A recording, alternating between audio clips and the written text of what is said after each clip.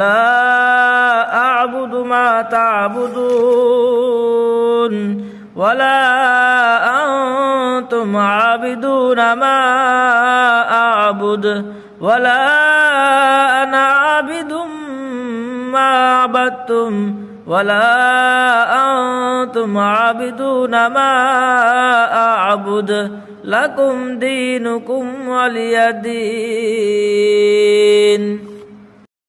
যখন আপনার সূরা ফাতিহা এবং অন্য একটি সূরা পাঠ করা শেষ হয়ে যাবে তখন আপনি আল্লাহু আকবার বলে রুকুতে যাবেন।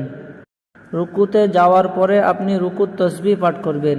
রুকুত তাসবিহ হচ্ছে সুবহান রাব্বিয়াল আযীম, সুবহান রাব্বিয়াল আযীম, সুবহান রাব্বিয়াল আযীম 3 বার অথবা 5 বার অথবা 7 বার পড়তে পারেন।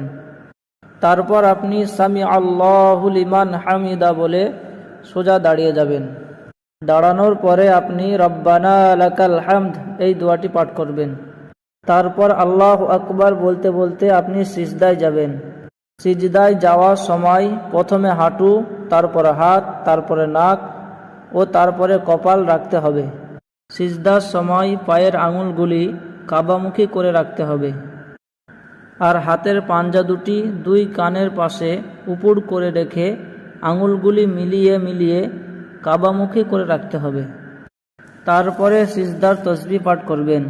সুবহান রাব্বিয়াল আ'লা, সুবহান রাব্বিয়াল আ'লা, সুবহান রাব্বিয়াল আ'লা 3 বার অথবা 5 বার অথবা 7 বার পাঠ করবেন।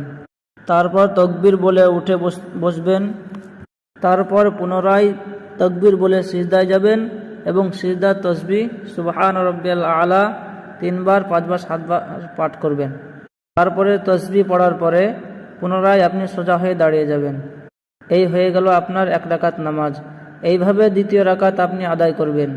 তবে মনে রাখবেন দ্বিতীয় রাকাতে দোয়া সানা পড়তে হবে না, শুধু বিসমিল্লাহ বলে সূরা ফাতিহা পাঠ করে অন্য একটি সূরা মিলিয়ে আপনি রুকু সিজদা আদায় করবেন। যখন আপনি দ্বিতীয় রাকাতে রুকু সিজদা শেষ করার পরে বসে যাবেন তখন আপনাকে তাশাহুদ পাঠ করতে হবে।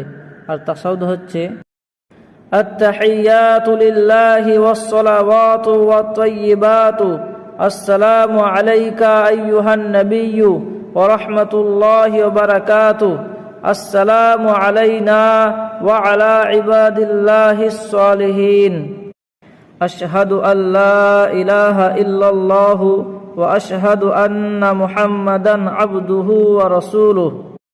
মনে রাখবেন আত-তাহিয়াতুর